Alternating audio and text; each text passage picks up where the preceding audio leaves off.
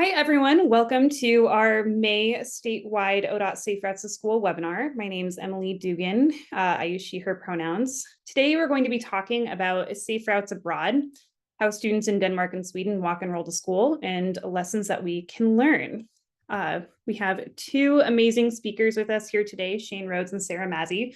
They're going to share their experiences of traveling in Denmark and Sweden, seeing the infrastructure and education side of how students are walking, rolling, getting to the places they need to.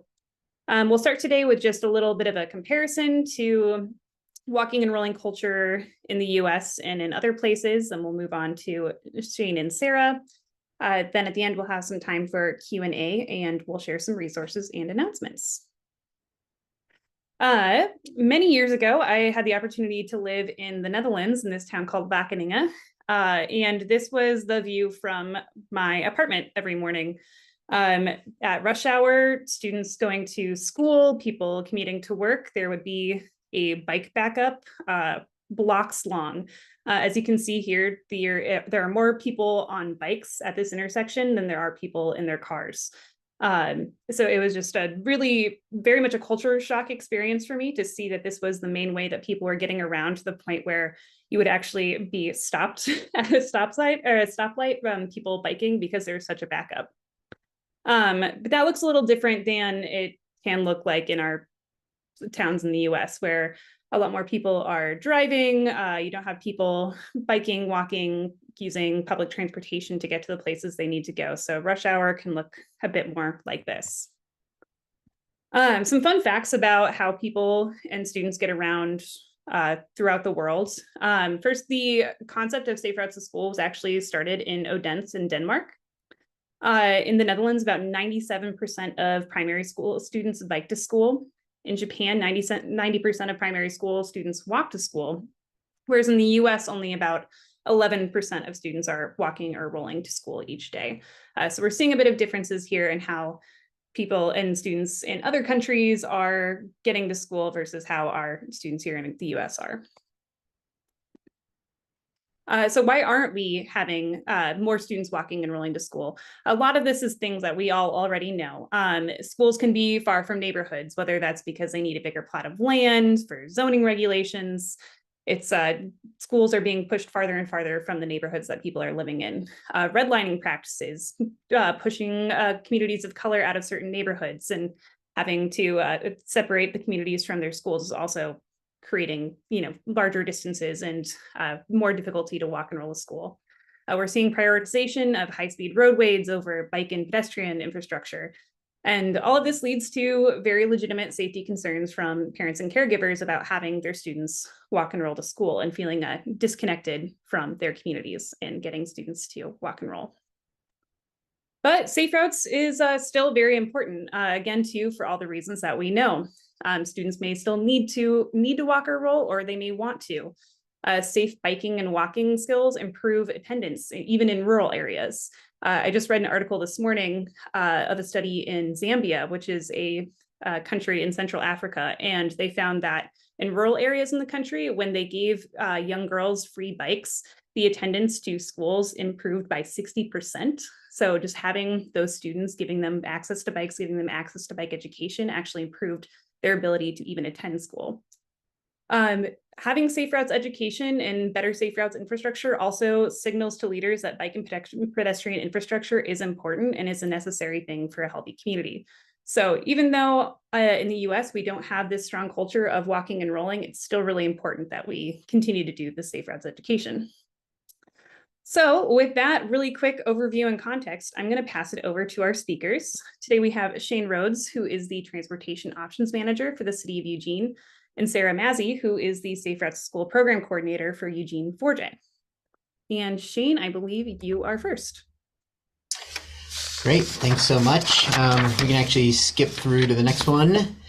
And so, yeah, I'm going to talk a little bit about my experience and really sort of how Safe Routes to School fits into the overarching culture and infrastructure pieces of what I experienced abroad, and then kind of dive into a little bit of beyond infrastructure, sort of my perspective on how I experienced this trip and what I gained from it in a lot of different areas that fit into both my safe routes to school background and experience, but then also my general city planning, cargo bike, utility cycling, and education work that I do.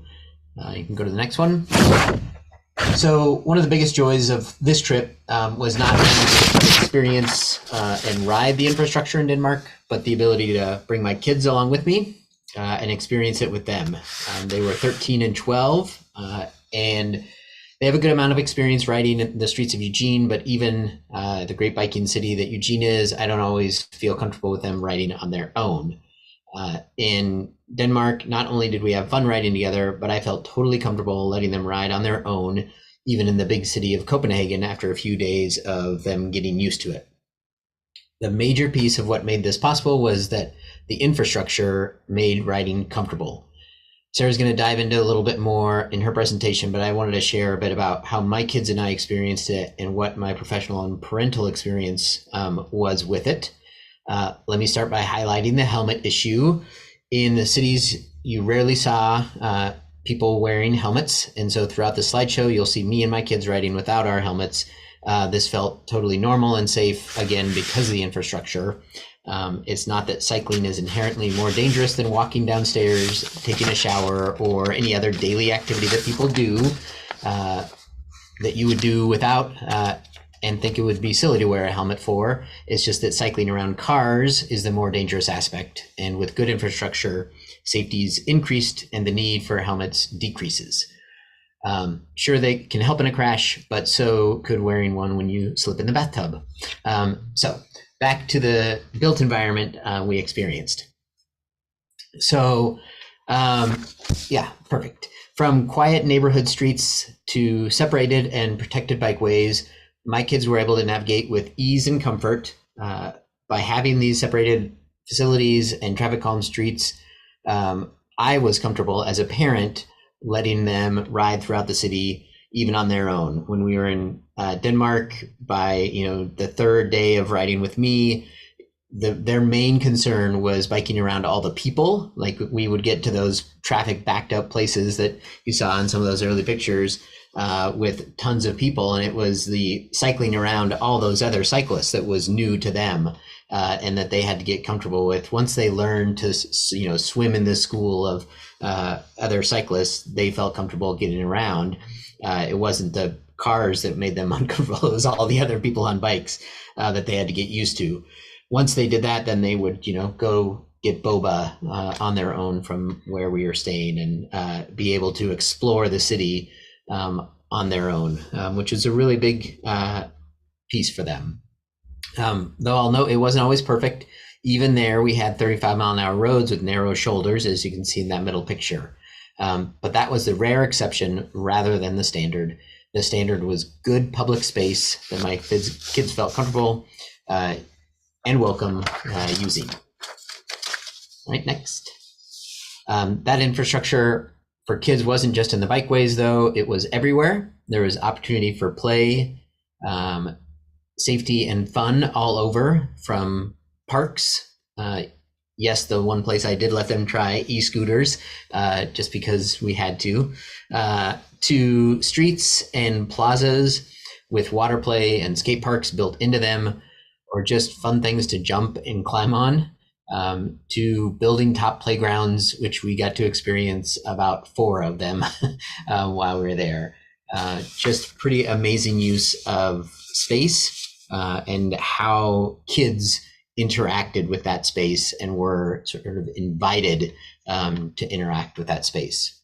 Next.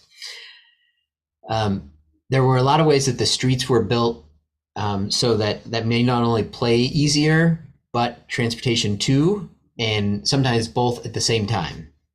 These top pictures are of a traffic calm school street that actually turns into part of the playground during the school day. These school streets were closed temporarily for school start and end times, but also had traffic calming at other times. Sometimes they were permanently closed. Other times they were closed for the whole school day so that the school could use them. and others, as I said, closed permanently once it was determined that, like, oh, this street would be a great space to just have as public space that cars don't use. So we saw a mix of that. We also saw neighborhood streets that were clearly kid spaces because they prioritized all other uses before drivers of cars, even though were often still allowed, but limited in how fast they could move through the space, from playhouses to planters in the street. Creating these streets that are great for walking and biking were also great streets for play and still function for driving as needed. Next. This great infrastructure also came through in lots of different incredible street design choices. And these are a few interesting ones, including a slip lane for bikes, along with some great wayfinding that allowed bikes to skirt the right on red turn restriction that they have in Denmark. So there's no rights on reds allowed, including for people on bikes. But having a little slip lane there allowed that right to happen without delaying cyclists. Also, this connection to a neighborhood greenway off of a roundabout that had protected bike lanes in it, turn lanes for bikes, one-way car streets that had two-way bikeways, and resting rails at traffic signals were just some of the examples of those choices of street design that really made cycling easier for all ages and abilities. Next, even bigger pieces to extra wide bike lanes for those traffic congested bike streets, to different textures for bikeways, walkways, and roads. And especially in new suburban developments, we saw great infrastructure that was abundant. So even though it was outside of the city core, this infrastructure led, all the way out into the suburban areas of a city, and even then out into the more rural areas. Next. And again, this is from little things like overhangs that created covered bike parking to major suburban developments that integrated bike and ped infrastructure, to big things like bike drawbridges that saw hundreds of cyclists waiting for boats to pass. Next. And this great infrastructure did continue out in the country, as I said, and this rural infrastructure did have narrow shoulders sometimes, but what we experienced was infrastructure that made riding in these environments comfortable, like a two-way street with a pinch point for drivers, with a raised bikeway, as well as a two-way bikeway on a rural, higher speed two-way road, a path on a rural road, great wayfinding. It was pretty amazing diversity of infrastructure, even in the rural environment. Next. So as I mentioned at the beginning, with all this great infrastructure, what it did was create a true feeling of all ages and abilities. And so it wasn't just that the kids had a safe way to get to school. It was that by building great streets for kids biking to school, it was also, that they built streets that build a transportation network focused on safe, easy, convenient biking environment for everyone. Kids, parents, young, old, and even pets that felt comfortable biking in the public space, whether that was a street, a separated network, a path. These spaces were made to feel comfortable for all ages and abilities. Next. And I just wanted to throw in a few pictures here by noting that when you build the kind of infrastructure that makes cycling easier, all kinds of different uses also come from that, whether that's, toting kids around or toting the national mail, to cooking bikes. There's a lot of diversity in bike infrastructure and in the bikes that would use them. Next. From making it work in functionality, but in every day of advertising and lobbying. The use of cargo bikes showed the utilitarian use of bikes beyond just getting from point A to point B, but also getting goods, services, and messages across. Next. And then part of that messaging was also that bikes are fun and useful. And I think that the traffic playground or traffic garden was definitely one of the highlights for me, being able to see how how the education system incorporated bikes, and just how bikes were incorporated into sort of everyday use, but then also into from A to B education, training of people on bikes. So thinking about all ages and abilities, this traffic garden that we visited in Copenhagen, I'll share a video of another traffic garden that really inspired me to get as much as I could out of this one. And then you can go to this next picture. What was interesting about this traffic garden that we experienced was talking to the people who ran it and how it has changed over the years, from really focusing on the curriculum and having students come and learn here, to still doing some of that work, but also this is within a park and really making it open and accessible for all sorts of people to use in a playful environment. It used to be that they had pedal carts and that there were like go-karts that were pedal powered, and you could go there and pretend to be a car, and you sort of start from walking to biking to riding the pedal car, and it was sort of this traffic education program. And there's still some of that goes on, but it's all on bike and not the pedal cars anymore, which were hard to maintain, and there were more injuries that occurred. So their evolution sort of from this harder curriculum to more play was really interesting to talk to them about, and how that evolution came about. I think that's a whole nother webinar on traffic gardens and sort of education systems, but it was definitely an interesting part for me to see how they've evolved that program, because this is something that we want to do in Eugene, is to build our own traffic garden, but also make it something that's really fun and accessible. Next slide. On that note, on education systems, the video that I'll show, the very end of it has this really interesting piece to me about, beyond learning in a closed environment, how important getting kids out into the streets that they're going to utilize are. And that's what we try and do with our bike safety education program in our region, and I think in Oregon in general, is the on the bike practice. What was really amazing to me is this idea of kids going out and taking their driver's test by bike and not being led by an instructor. They're already to the point where they should be making decisions on their own. And so they're out there doing this ride.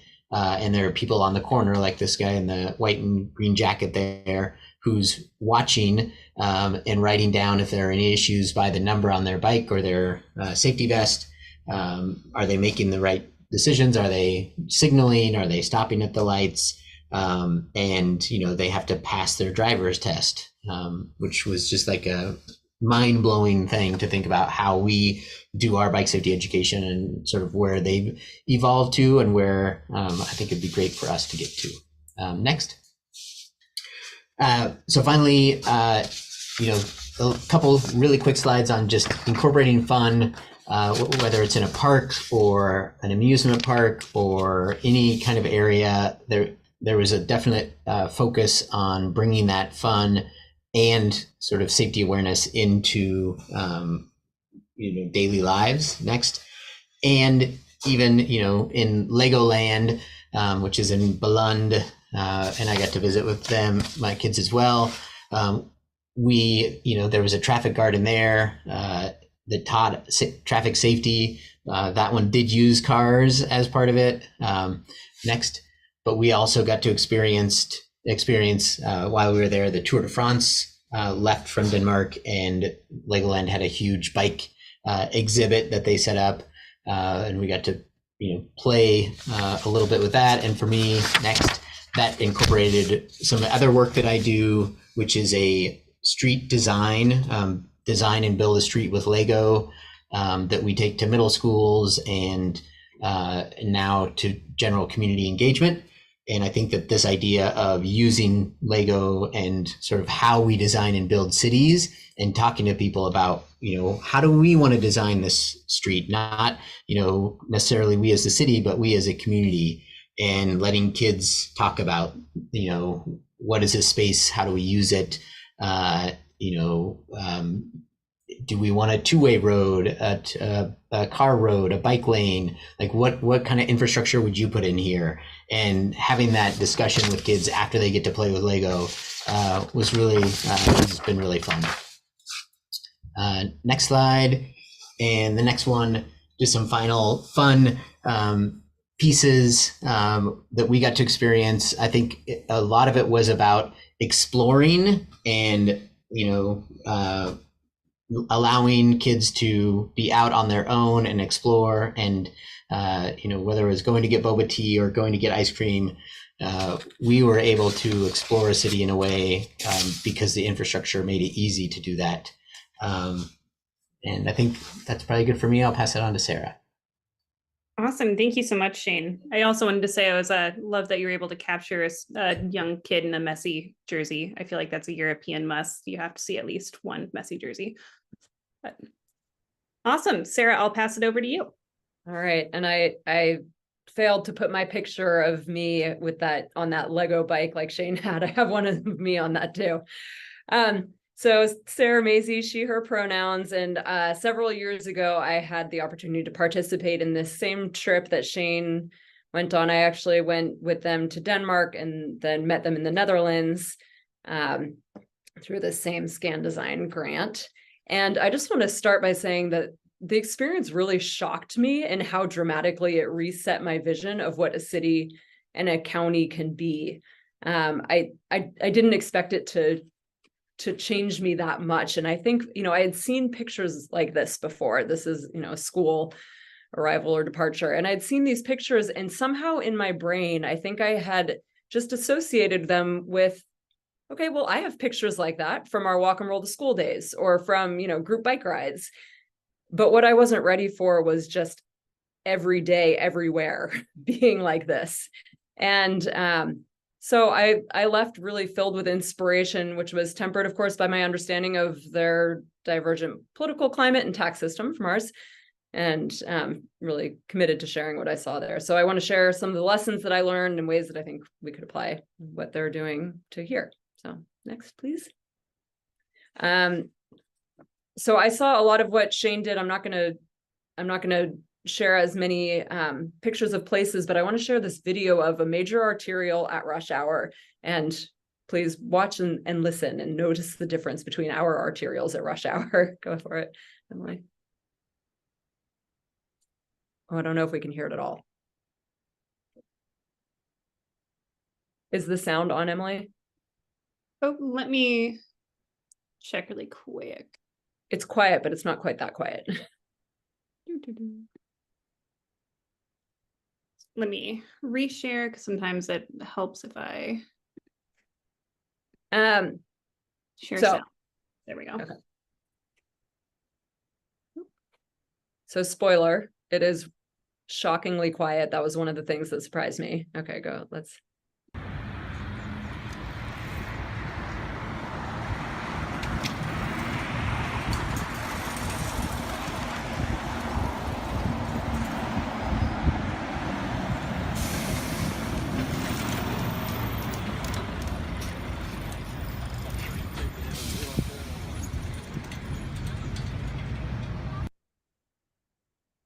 So it was quiet enough that as you were biking around, you could have conversations with the people that you were riding with, even on major arterials.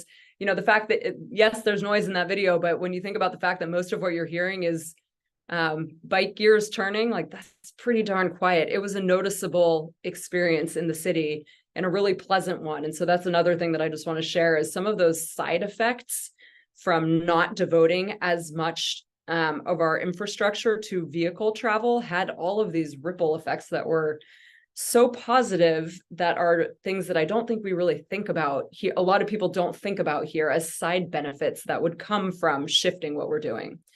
So next, like I said, like I'd seen, we have our group rides here, or our walk and roll to school days. The other closest thing that I could really compare the experience there to is like being on the University of Oregon campus here, or probably many college campuses around the state where, it is pretty devoted to people walking, biking, taking transit. And you might kind of end up in a sea of people where, as Shane said, the thing you have to pay the most attention to is not hitting someone walking or biking and how to navigate that.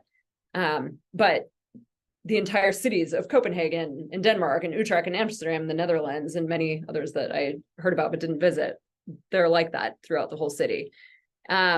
You can go from point A to point B and generally be assured that you're going to be on good infrastructure the whole time.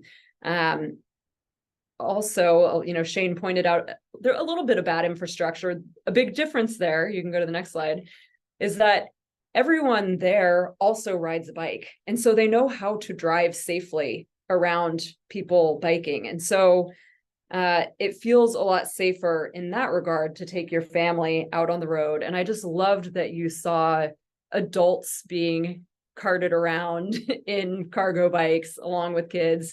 And also, next slide, we happened to arrive in Denmark, or in Copenhagen during the jazz festival. And so one of the first things that we saw was someone biking with an upright bass on their back. Should have thrown that one in. But also, like, here's this guy with, oh my gosh, is that a tuba? I'm not even sure what kind of horn that is, but and his kid. And that was happening all around the city too. People just, the blood there is delivered by bike because it's the fastest way to get around. Next. Oh, and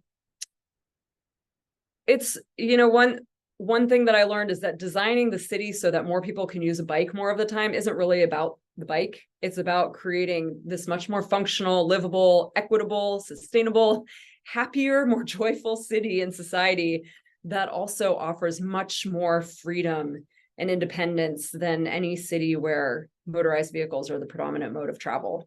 It's so much more inclusive. So this is the back of my daughter, who was 8 at the time, and she was not really excited about biking places when we got to there. And I think this was our first afternoon, and it's a little hard to tell, but this bike path that we're on is elevated a little from the street, so it feels quite separated.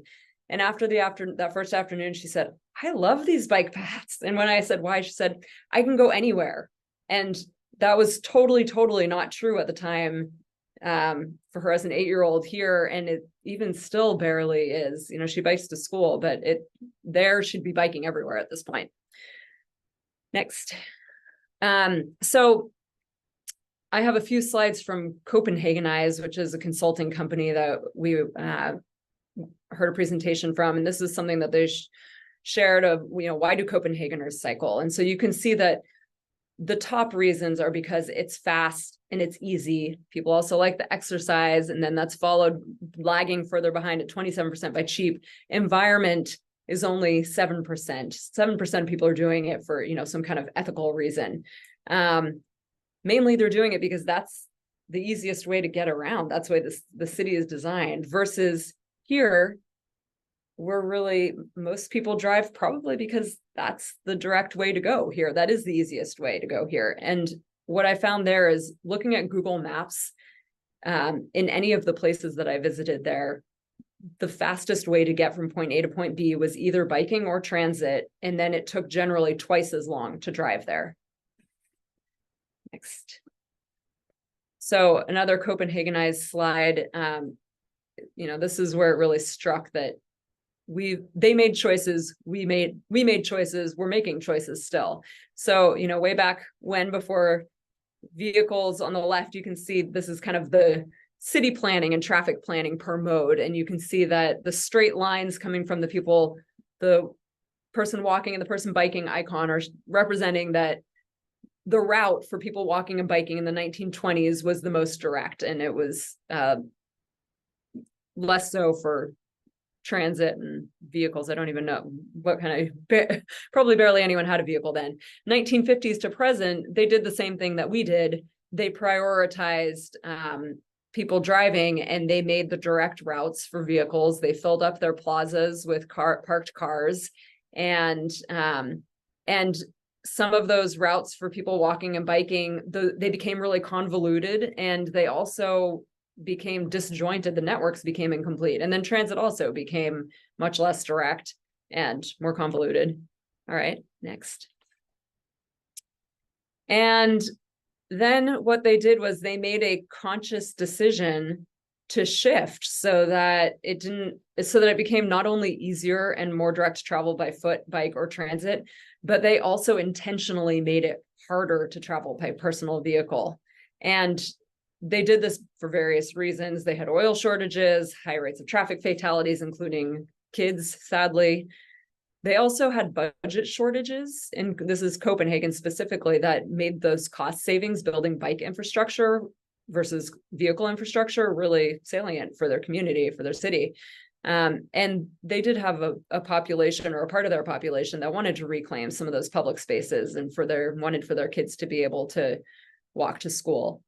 But what this really made clear to me and gifted me with some inspiration is that they were in the place that we were at, and they made a choice, and not right away, but they have managed to change bit by bit, and they still have to fight the fights over certain bits of infrastructure because they are actually making it harder for people to drive, closing off streets to vehicle traffic, or making it so that vehicles can pass through, but they have to go at walking speed. But they're including this massive swath of the population that doesn't have access to driving themselves places, which I hear in Oregon is about a third of people. And those people can connect socially on their own, get to school, work, the store, movies, the park, et cetera, et cetera. So it's quite a beautiful thing. Next. And you can see that when the city isn't designed around car travel and storage, this whole world of possibility opens up. There's so much more space for other things like trampolines in the middle of the sidewalk. This was, just in-ground trampolines. And as Shane mentioned, so much play space that was just built into the sidewalks, built into little pocket parks built in everywhere, because they're trying to build 10-minute neighborhoods so people don't need a vehicle.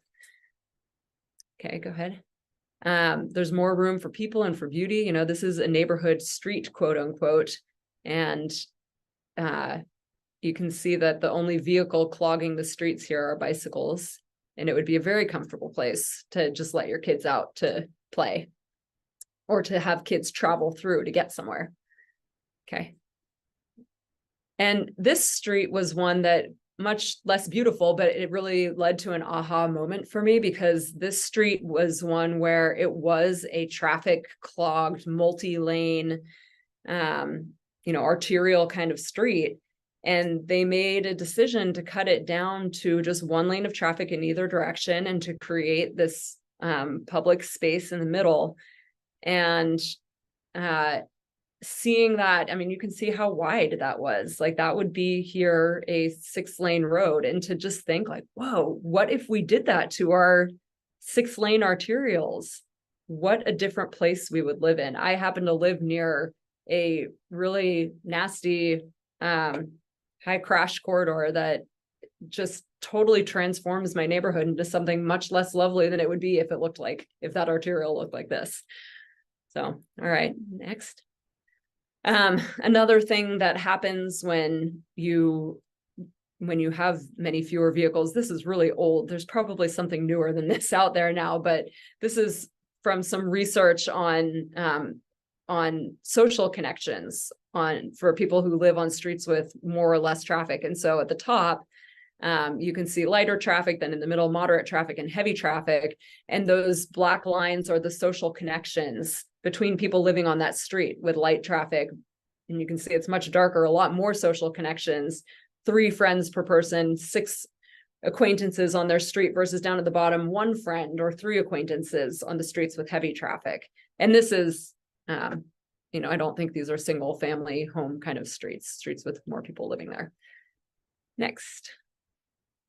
This is a slide that one of our presenters in the Netherlands shared. This is his daughter's, a social map, basically, of his daughter's independent travel. And so she's 14, or she was 14 at the time, and her home is the green dot, and her school is the yellow dot. And she gets there's a bus route pictured in the blue line, but I think that she actually biked to school, is what he told us. And then all those purple and pink dots are places that she goes to for after school sports and music activities and friends' houses.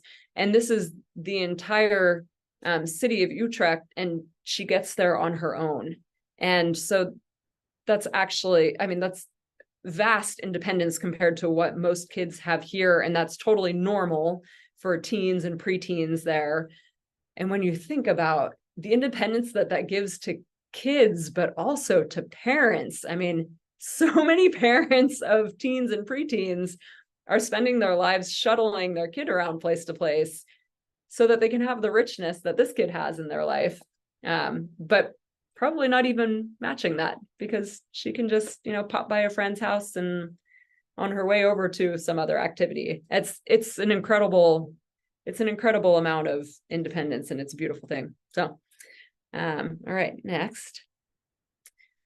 Like I said, they do still have to fight some battles, and that also was reassuring to hear, since we fight the fights here for, it feels like, every little inch we get in terms of better bike and pedestrian infrastructure. And they've done some research and found that no, these improvements don't destroy neighborhoods. This was on the left, you can see the before, where there's, gosh, I'm not actually, there's definitely two-way vehicle traffic. I'm not even sure what's happening with bikes and pedestrians there, but on the right, this is an advisory bike lane. So the vehicle traffic is limited to basically one lane where they go in two directions with people biking on both sides, and they can go on. They have to wait to have a safe. People driving have to wait until there's a safe opportunity to pass using that advisory bike lane to their right. And what they found was that by making it a little more difficult to drive and easier to walk and bike, or at least a bike, they had a decrease of car traffic by 30%. Cycling went up by 20%.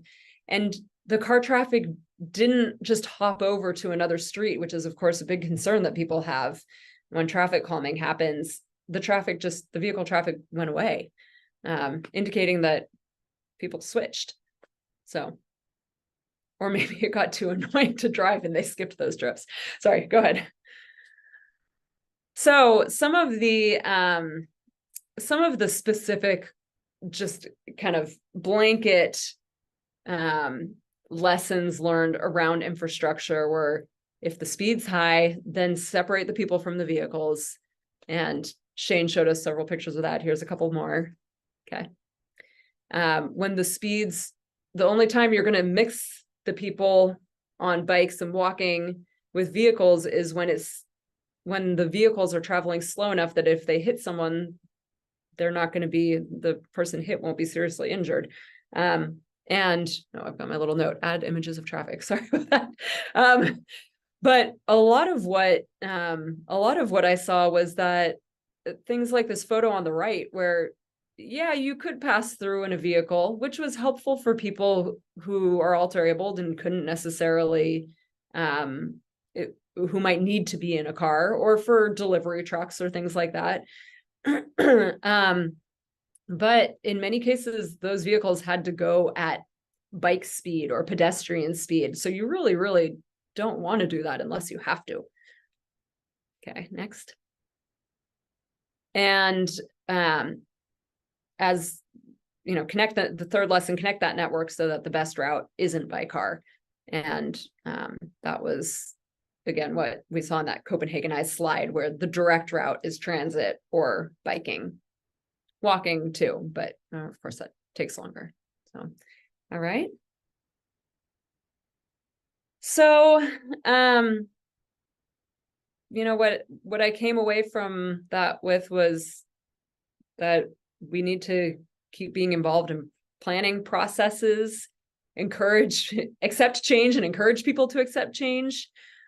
For me, I feel like now I have this really much larger vision of where we could be and what is possible, having seen it in a different place, in multiple different places, and seen all those side benefits that come along with shifting more infrastructure towards a more inclusive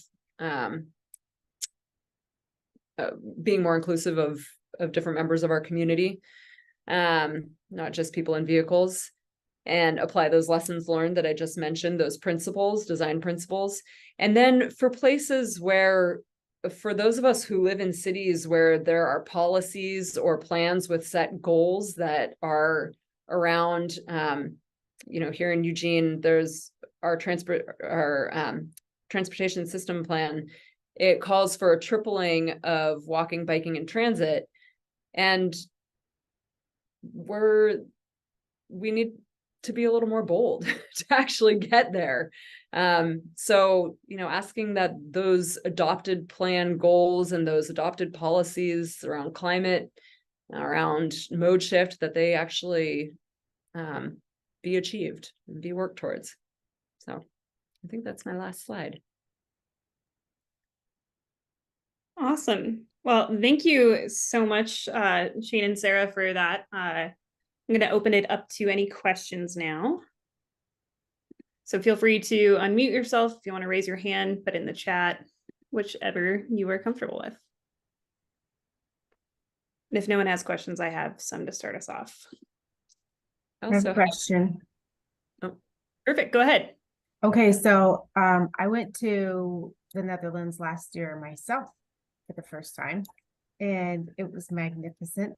My husband commutes a lot on his bike regularly, so he was really happy to see the bicycle capital of the world. And I had my hip replaced, so I was scared to ride a bike. I did not ride a bike in Amsterdam. We went to Nijmegen and I got to ride a bike. And as soon as I got on it, I had so much fun. Every care or worry was out of my head because it was so much fun. But I don't know how you make that connection for a place like that that has so much experience and people love it and embrace it, to a place like here in America where people are so angry at bicyclists and they're in the way, and they want to hurt them or they want to do things. Like, why? I don't understand how to make this better between people so that we can just compromise and find a better outcome. And I wondered how we could go about that. Well, I think Sarah touched on this, and that is that it wasn't always like that there. That there was this, there was this sort of change over time that, cars were dominating the environment there. They were parking in plazas. They were, it was like the car was given free rein. And then there were decisions that were made that, okay, we're not going to just make it so easy to drive. And to do that, we're going to change this infrastructure. And there were car protests that, you're not going to take our space, and this, we have to have a place to park. And there was this animosity piece. And then they just started to build that infrastructure and change the environment. And I think that the change came over time, and that's really where we're at. And that we see that when we provide that infrastructure, that people start to use it, and then there's just more acceptance of it, because it's not just those extreme people who are comfortable biking, because they want to ride and they want to feel that joy, but they're sort of the other, right? And then when you change the built environment, then you get not just the other, but people's moms or kids or whoever using that environment and that new infrastructure. And so you get more buy-in. So that's, I think that change happens over time.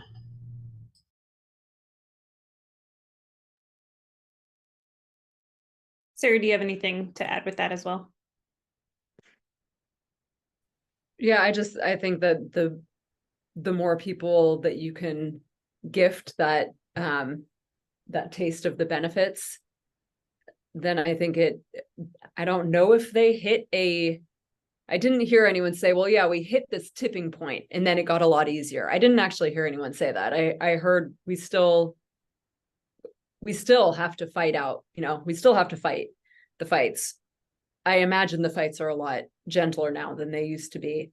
But one of the photos that I remember seeing was people out barbecuing on a bridge that used to be, you know, an arterial bridge, and then they turned it over to people walking and biking. And so it became a public space that people could use for enjoyment. And so I think it's kind of that piece too, like people just getting more of those benefits that aren't just about transportation, but are the quality of life pieces that probably help a lot.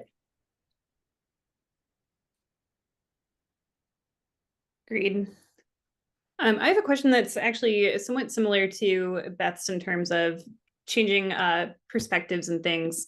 I think one of the things that you hear here is that, oh, well, in the Netherlands and Denmark, it's really flat and the weather is more mild. We couldn't do that in Oregon where it's hilly and it's snowy. I have my thoughts on that, but interested if you two talk with people there and what they would say to that and how they address some of those issues of, you know, it's the weather is bad, or, you know, people are only going to bike certain times of year. Yeah. Well, I mean, there are some other factors at play here, like, you know, the tax on a vehicle is as much as the cost of a vehicle, and gas is way more expensive. So, you know, there's not parking everywhere. So part of it is that a lot of people just don't have vehicles like they do here. You know, the weather there, I think, is probably pretty similar to here, and they have much more darkness. And generally people are still biking.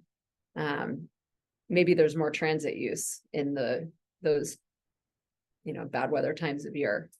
But I think it still remains, again, going back to that slide of why people do it. Well, it's the easiest and fastest thing to do. Like, we want to get places. I did see that, you know, there were in the Copenhagenized office, they had a cubby for hanging your rain gear. Like, that type of thing was more built in than it is here. So that probably comes with just majority of the population using a bike. Yeah, and I think that just on that, on the bike piece, that it is about the bike, in that all their bikes are built with, you know, fenders and racks, and like if people start biking in bad weather and they're riding a bike with no fenders and they don't have the right gear, like it's more unpleasant, right? And so whereas when it's just part of the culture and you're out in the environment, you know, anyway, it's I think it becomes easier. I think and to Nora's question about, was this particular culture around walking too, or was it mostly distinct in biking?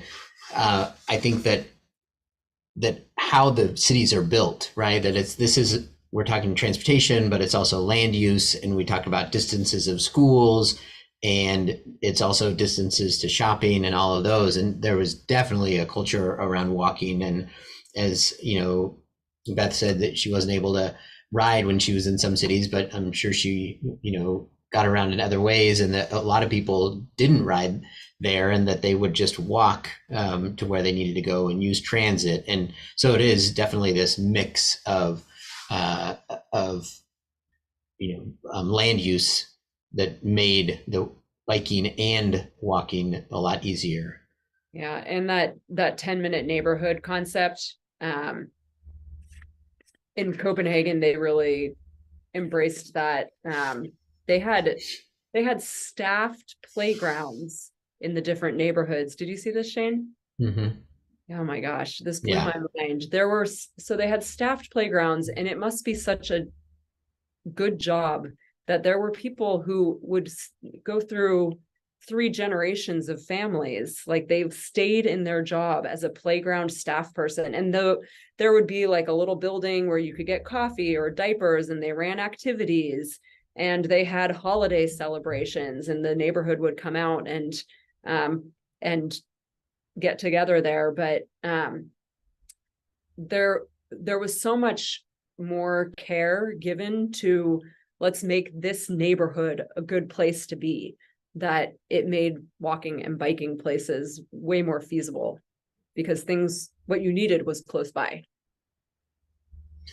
And to get to Julie's question in the chat, you know, about change, and whether that has to be voter or committee or user buy-in. I think that that's one of our issues, is that we think that it does, but it doesn't, right? That it's leadership, and sometimes that leadership is voted in, but it's leadership that makes those decisions. And there are so many decisions that come into play when we're talking about street design, and that, like, the City of Eugene has policies around how we are going to design and build our streets. And even we don't always follow those through because of the political environment, right? We have concerns around removing parking, or sort of the political backlash. And so you have something where, when you're talking about redesigning a street to make bus rapid transit better and accessibility for walking and biking, and people are not, happy about that change, that there can be pushback. We had a city council member who was recalled, sort of on, that idea. So there is definitely, there are decisions that leadership makes that can get pushback from the community. And I think that what we try and do at the City of Eugene is to build the trust, so that when we make those decisions, that people know that we're making them, for the right reasons, and that it isn't just, like, we want to make your life harder, but that we have actual goals that we're trying to meet, and we're trying to do certain things. And I think that that messaging around that is really important. And that was what I was trying to get at with, hold staff accountable. We can, in our roles, ask staff, ask leaders to follow through on the policies that they have adopted and on the plans that they have adopted, if those exist. If there's a complete streets policy in your community, then that's the framework laid out. Or if there are climate goals, or if there are mode shift goals, if those don't exist yet, then there's that first step of advocacy to get those policies and plans adopted. But I think if they exist, then it's a matter of, I feel like we need to be the loud voices on the other side. I say that as, from my advocate role, I guess. Yeah, and I think that that's definitely something to, drive home, is that, drive home, so to speak, that, Safe Routes to School has a role in that advocate work, in that, it really is, some of the original movement to improve these streets and these neighborhoods and these cities were from parents who wanted change. It was the Stop the Kindermord, stop the child death that was occurring on the streets, and that they were the ones who pushed city leaders. And so that even if we're hearing and seeing pushback from community members about parking removal, if city council and leadership is also hearing from parents that they want these changes, that they want kids to be able to walk and bike to school, that weighs heavy on them as well. That it's not just, the negative aspects of parking removal or a change in street design, but it's the positive aspects. And so we need to build that community of parents who are, pushing leadership. I mean, we had that happen in Eugene, where we were going to remove parking and the neighborhood didn't want that to happen. And we just had parents who wanted the bike lane to go in instead of parking show up at the city council meetings and say, well, you don't want parking, but we want a bike lane. And I'm sorry, but here are our kids who are going to ride in the bike lane, and they have to make that choice. And having kids and families show up really means something to city council members. And so it's Safe Routes to School, I think, is a tool to really empower those parents to feel like they can speak up for what they want. and that's an important part of, I think, the Safe Routes work as well.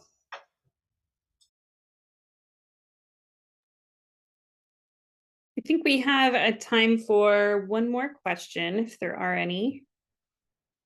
Again, feel free to unmute yourself, raise your hand, put it in the chat.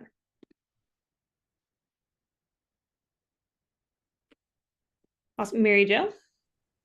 Hello, this is Mary Jo from Multnomah County, and I just wanted to, I had briefly mentioned to Shane that I was interested in getting the info on the Legos for doing the street design. So I'm wondering if we could get something sent out, like how to do that. I think that would be such a fun interactive thing for folks. Yeah, I can definitely share that information. I think that I have it in PDF, but I don't have it online anywhere yet for download. So I think it might be best to, I don't know, Emily, if you have some ideas of ways that we could share that with the. Yeah, if you are comfortable with me sharing that PDF in my follow-up webinar email, that would be great, and I can do that. Yep. Okay, great. Julie, you have a question on the theft of bike and scooters and what that looks like. Shane and Sarah, do you have any comments? If not, I can. Yeah. My understanding is that there is a lot of theft, and that it's just not a big deal because the bikes aren't as expensive, or if your bike is expensive, insurance covers it. So I think it's less problematic than here.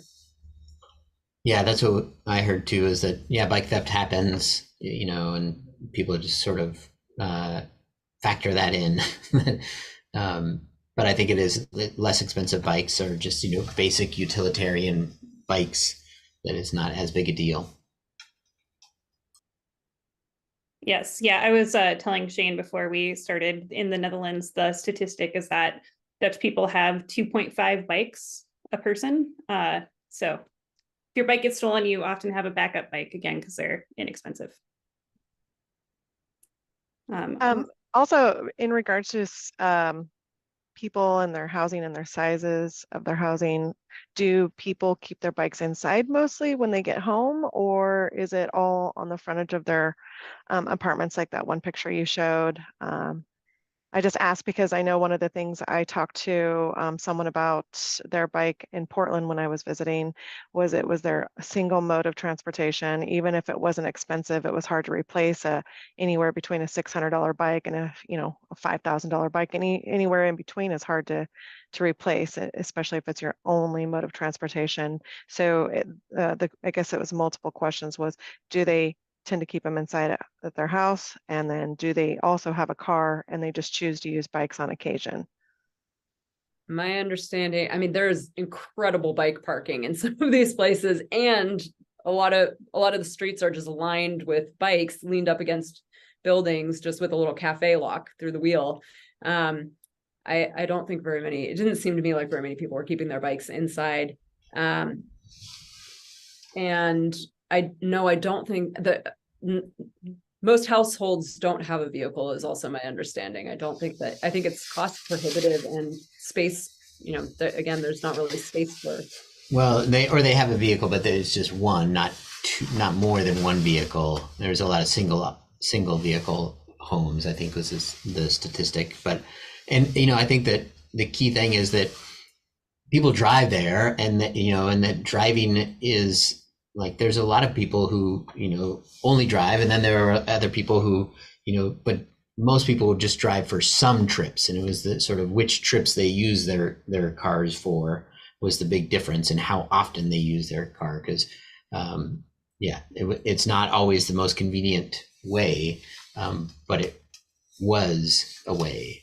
And then, most people, I think we saw a lot of apartment complexes and homes that had parking on the internal part of like a courtyard, and then they had covered parking inside, or even not covered parking, but just parking on the inside of courtyard areas, as well as the parking on the street. And not many people would bring their bikes in that we saw. I'm sure some people did, but generally they were kept outside. Yeah, that was my experience as well too. Lots of courtyard parking. We are at time, so I'm going to wrap us up real quick with some quick resources and announcements. If you're interested in viewing The Slow Way Home, which is a documentary comparing how Japanese students walk to school and how American students walk to school, we have the rights to that film for I think 2 years, and we can set up a viewing with you. So email us at info@Oregon Safe Routes if you're interested in that. Our next webinar is on June 20th. It actually may be from 11 to 12:30. This is going to be a special topic, so we're extending that time a little bit. Jumpstart is taking interest forms for training for this summer and fall. So if you're interested, go to our website and fill out that interest form. And then finally, ODOT has a new order form for ordering from the ODOT storeroom.